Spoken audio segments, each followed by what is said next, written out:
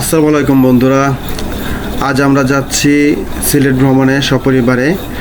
আমাদের ভ্রমণ শুরু হয়েছে সাভার থেকে আমরা শ্যামলী এনা ট্রাভেলসের সরাসরি একটা বাসে চলে যাই। যেহেতু এই শ্যামলীর বাসটি সাভার হয়ে যায়, এই জন্য আমাদের সুবিধা হয়, আমরা গাবতলী যে আর ওঠার প্রয়োজন হয় না আমাদের। রাত 11টা বাজে আমাদের গাড়ি ছাড়ে গাবতলী হয়ে। তারপর আমরা সিলেট রাস্তায় প্রবেশ করি। সেখানে হোটেল ওজন ভাটিতে রাত 2:30টার দিকে আমাদের একটা যাত্রা বিরতি দেয়। শ্যামলীর ঠিক এই বাসটিতে আমরা ভ্রমণ করি। যেহেতু আমরা একটু দেরি হয় আমাদের রওনা দিতে, তো সিলেটে পৌঁছতে ভোর হয়ে যায়, যার জন্য আমরা আশেপাশে যে দৃশ্যগুলো আছে সেগুলো দেখতে পাই। সিলেটের আশেপাশে যেগুলোই আছে রাস্তার হাইওয়ে। তবে নরসিংদী এবং নারায়ণগঞ্জ এরিয়াতে রাস্তা খুব খারাপ ছিল।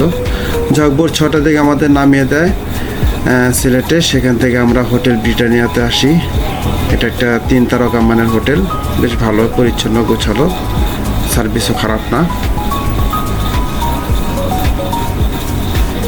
এরপর আমরা দুপুরে খাওয়া দাওয়া করে রেস্ট নিয়ে আমরা বের হয়ে যাই। আমাদের উদ্দেশ্য থাকে মালিনীছড়া চা বাগান এবং এই পর্যটন মোটেল, সিলেট পর্যটন মোটেল। খুব সুন্দর দুইটা জায়গা। যাওয়ার সময় আশেপাশে চা বাগানগুলো খুব চমৎকার, ছোট ছোট টিলা আর সুন্দর পাহাড়, তার সাথে সুন্দর রাস্তা। যাই হোক, আমরা মালিনীছড়া চা বাগানে আসি। তবে সেখানে প্রবেশ রেস্ট্রিকশন ছিল। সেখানে স্থানীয় এখানকার এক সিকিউরিটি যে গার্ড আছে, ওনাকে বলে আমরা প্রবেশ করি বাগানের ভিতরে।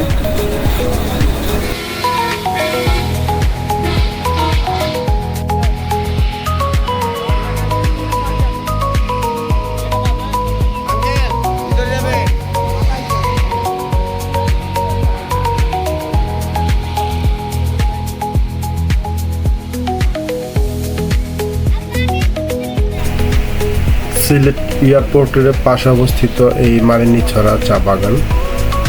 তো এখানে থেকে যখন এয়ারপোর্টের দিকে যেতে হয়, যাওয়ার যে রাস্তাটা আছে, বা আপনার যে সাদা পাথরের দিকে যে ভোলাগঞ্জ যাওয়ার যে রাস্তাটা, ঠিক তার বাম পাশে এই চা বাগানটি পড়ে। প্রতিদিন প্রচুর টুরিস্ট আসে এখানে চা বাগানটা দেখতে, একদম রাস্তার পাশে। এরপর আমরা রওনা হই সিলেট পর্যটন মোটেলের উদ্দেশ্যে। আমরা এখন আসছি, এটা হচ্ছে সিলেট শহর থেকে একটু বাইরে পর্যটন মোটেল। অনেক সুন্দর একটা জায়গা। আমি বহু বছর আগে একবার আসছিলাম, তখন টিকিট কাউন্টার ছিল না, টিকিট সিস্টেম ছিল না। এখন দেখি পার হেড প্রতিজন 50 টাকা করে নিচ্ছে আর কি। তো এলাকাটা অনেক ভালো, অনেক পাহাড়ের উপরে এই মোটেলটা অবস্থিত। এখান থেকে নিচের অনেক সুন্দর ভিউ দেখা যায়। এয়ারপোর্ট আছে, তারপর এক পাশে এই ক্যাডেট কলেজ আছে।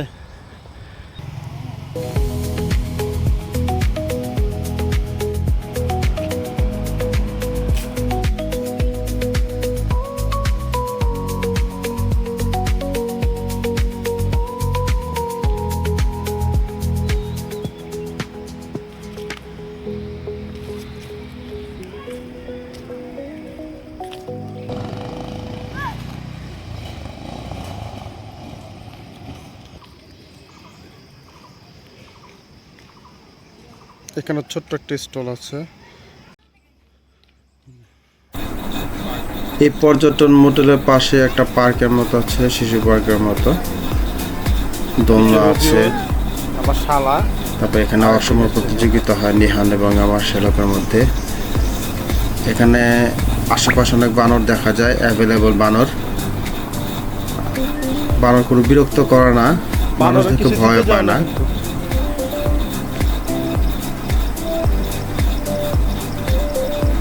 আমাদের কাছ থেকে আইসক্রিম নিয়ে খায় বানর। ছাতার উপরে বসে শুয়ে আছে। তারপর রাস্তার মাঝখানে দেখা গেছে যে বসে থাকে, কিন্তু কোনো বিরক্ত করে না, ভয় পাওয়ারও কোনোই দেখি না আমি। এটা হচ্ছে সিলেট আন্তর্জাতিক বিমানবন্দরের যে বাউন্ডারি, বা রানে সেটা এখান থেকে দেখা যায়। তারপর আমরা ফেরার পথে সিলেট যে ক্যাডেট কলেজ আছে সেখানে যাই, ঢোকার চেষ্টা করি কিন্তু অনুমতি মেলে না দেখে ঢুকতে পারিনি, আমরা বাইরে থেকে দেখে চলে আসি।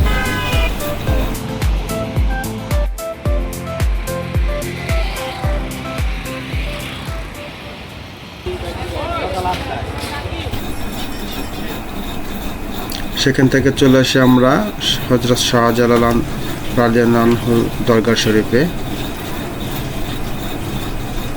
বিকেল হয়ে যায়, বিকেলবেলা অনেক দর্শনার্থী আসে এখানে। সেখানে অনেক কবুতর, তারা নির্ভয়ে চলাফেরা করে। নিচে উপরে দেয়ালের কার্নিশে প্রচুর কবুতর। দেখা গেছে নিচ দিয়ে গেলে অনেক সময় মলমূত্র ত্যাগ করে, সেটাও গায়ের উপর পড়ে যায়। এর পাশে হচ্ছে সেই পুকুর প্রচুর গজার মাছ, যেটা গজার মাছ, অনেক বড় বড় গজার মাছ দেখা যায় এখানে কেউ খায় না। তারপর দিন সকালবেলা আমরা রওনা হই সাদা পাথর এবং যে রাতারগুলো আছে সেটার উদ্দেশ্যে। আমরা প্রথম রাতারগুলো আসি। রাতারগুলো পানি কম থাকার কারণে এখানে একটা নদীর ঘাট আছে, ঘাট থেকে একটা ট্রলারে যেতে হয় 500 টাকা ভাড়া দিয়ে। সেখান থেকে ঠিক এখান থেকে আমরা যাই।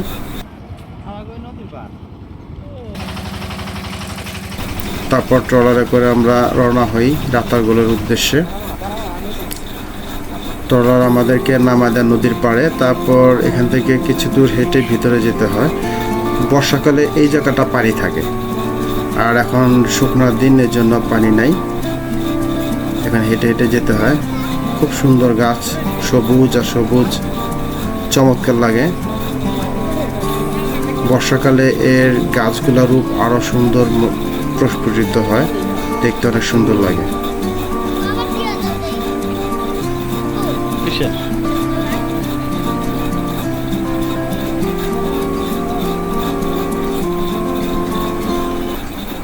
তারপর এর ভিতরে যে কিছু এলাকা আছে পানি, যেখানে পানি আছে সেখানে আমরা 200 টাকা দিয়ে একটি নৌকা রিজার্ভ করে অল্প কিছু দূর যাওয়া যায়। এখানে একটা ওয়াচ টাওয়ার আছে পর্যন্ত।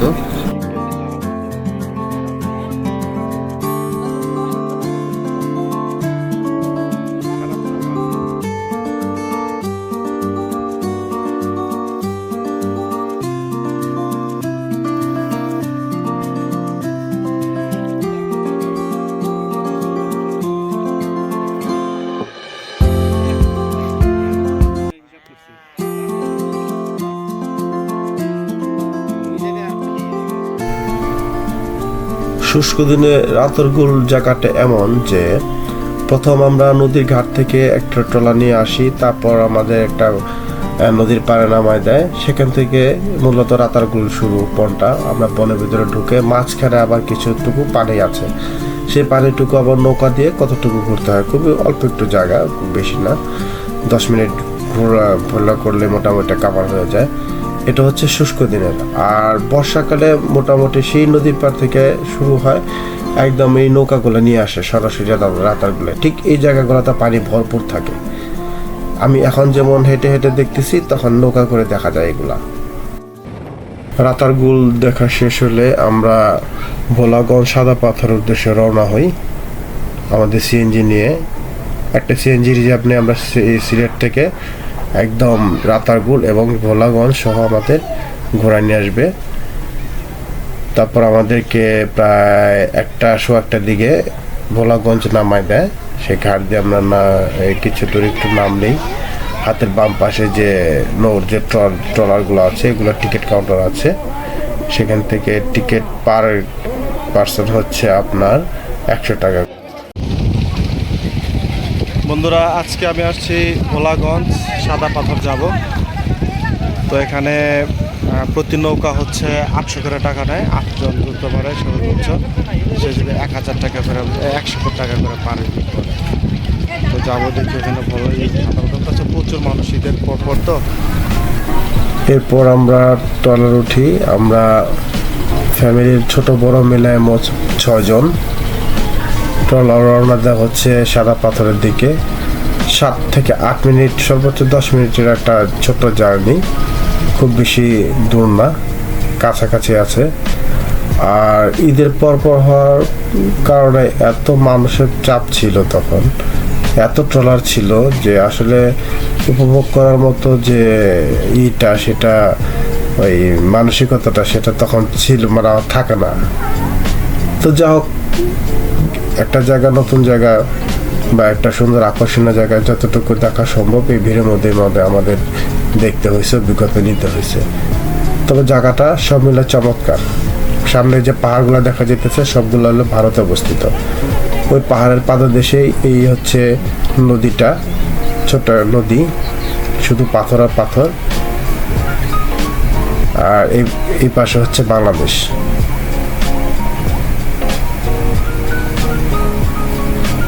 শুষ্ক মৌসুম থাকার কারণে খুব একটা পানি ছিল না। অন্যান্য সময় এই পানি অনেক ভরপুর থাকে। ওই সামনে যে মসজিদটা আছে ওটা প্রায় কাছাকাছি চলে যায় পানি। আগে বলছি আপনাদেরকে যে আসলে প্রচুর মানুষ ছিল, এত মানুষ ছিল যে আসলে যারা আসছে কেউ মন ভরে উপভোগ করতে পারে নাই এই সাদা পাথরের সৌন্দর্য। সাথে তো গরম ছিল, প্রচন্ড গরম এবং প্রচন্ড ভিড়।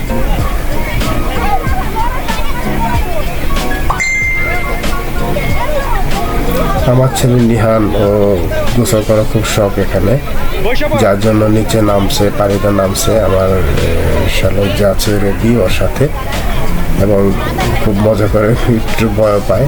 কিন্তু আমার মেয়ে গোসল করতে সে আগ্রহ ছিল না, ও পাথরের উপর বসে থাকে।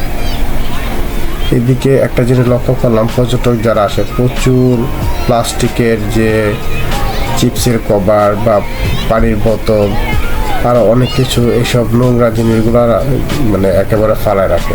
এটা খুব বড় লাগে দেখতে। এরপর আমরা সিলেট চলে আসি এবং রাতের সিলেটে আমরা একটু ভ্রমণ করি। সিলেট যে শহরটা আছে সেটাতে আমরা ভ্রমণ করি, একটু দেখি মার্কেটগুলো। তো দেখি মার্কেটগুলো সরাসরি ভিতরে যাই নেই। তারপর এখানে যে সালমান শাহর যে পৈতৃক ভিটা আছে আমরা সেখানটা তো যাই। সালমান শাহ ভবন, বেগম নীলা চৌধুরী।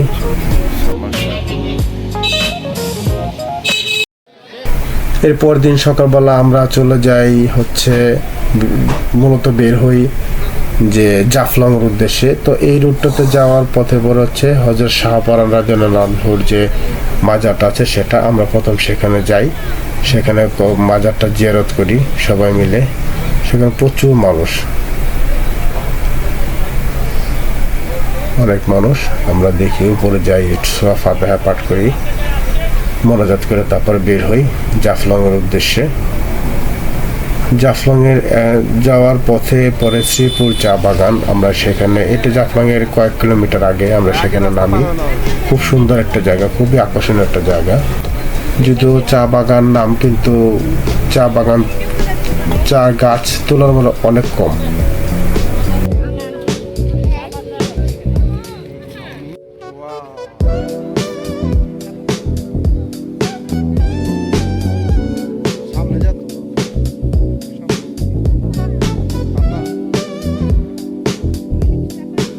হচ্ছে ইন্ডিয়ার যে পাহাড়গুলা, আসামের পাহাড় আর কি, বিশাল বিশাল পাহাড়।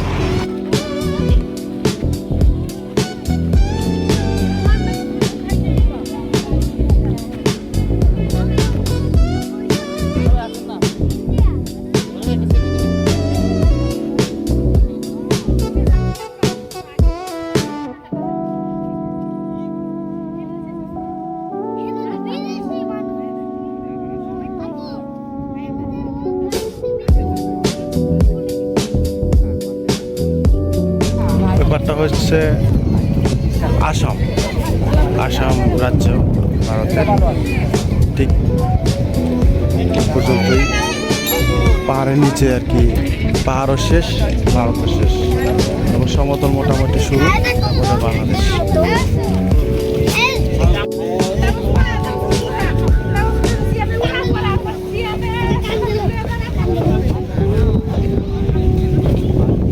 একটা বিজিবি চেকপোস্ট, পাশাপাশি পাহাড়ের ঠিক নিচেই কাঁটাতারে বেড়া দেওয়া আছে। দুই দেশের বর্ডার আর কি, ভালো করে খেয়াল করলে দেখা যায় ঠিক এই বরাবরটা।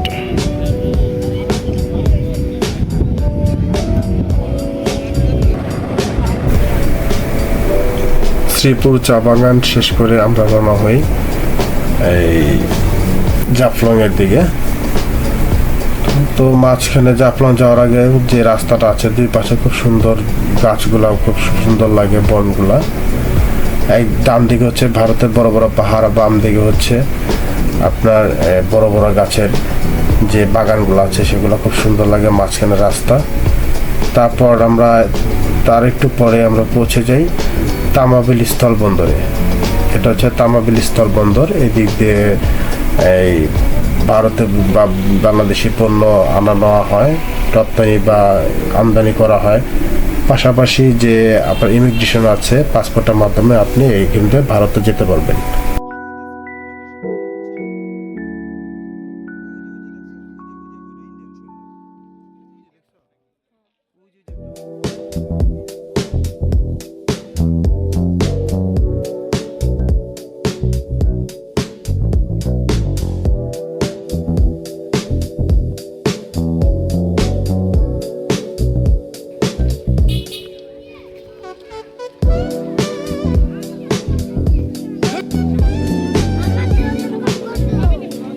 তারপর তামাবিল স্থল বন্দর থেকে চলে আসি জাফলংয়ে। জাফলং বেশ নিচুতে, আমরা যে ইটা আছে এটা পাহাড়ের মতো করে আস্তে আস্তে নিচে নামতে হয়। আর নিচে নামার যে রাস্তা বা সিঁড়িটা আছে, এটা দুই পাশে অনেক দোকান, বিভিন্ন পাথরের দোকান, তারপর কাপড় চোপড়ের দোকান, বিভিন্ন মশলার দোকান, চকলেট, সাবান, চা পাতা। কিন্তু খুব দুঃখের বিষয়, এখানে চা পাতা খুবই, আমি যে বেশ কিছু চা পাতা কিনেছি তাতে খুব বাজে অবস্থা। মানে ওই মানের আমি চা পাতা পাইনি যেটা পঞ্চগড়ে গিয়ে তেঁতুলিয়াতে আমি যেটা পাইছি।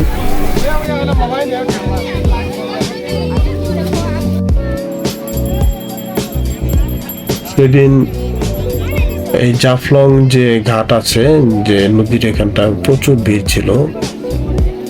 এই যেহেতু ঈদের ছুটি বন্ধ ছিল, ঈদের বন্ধে প্রচুর লোক ছিল। আমি ভোলাগঞ্জে সাদা পাথরে যেরকম মানুষ দেখেছি এখানে একই রকম। এখানে আসলে এত মানুষের মধ্যে যে একটা নতুন একটা জায়গায় যায় পর্যটক যে এরিয়াটা, এটা একটা উপভোগ করার মতো ওইটা আসলে এইটা পাওয়া যায় না, সুযোগটা থাকে না। তো এর মধ্যে যতটুকু সম্ভব আমরা উপভোগ করার চেষ্টা করেছি ফ্যামিলি সহ, যেহেতু ফ্যামিলি নিয়ে আসছি। ওই পার হচ্ছে ভারত নদীর, এই পারটা ভারত, এই পাশটা বাংলাদেশ।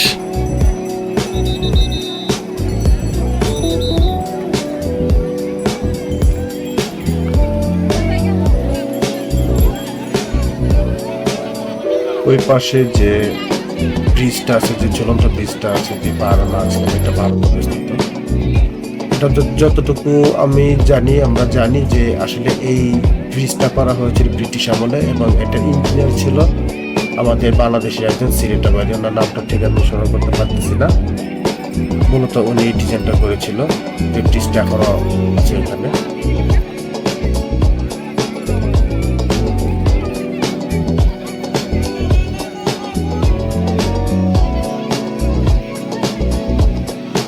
এরপর আমরা চলে আসি হচ্ছে সরাসরি এই এখানে যে আগুন পাহাড় আছে সেখানে।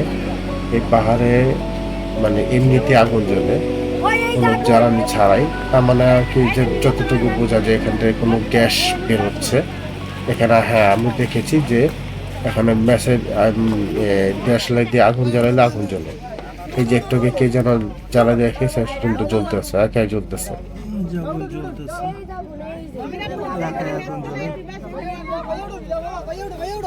এই যে জ্বলতেছে, বাড়ি নাড়া দিলে আগুন জ্বলে। আশ্চর্য।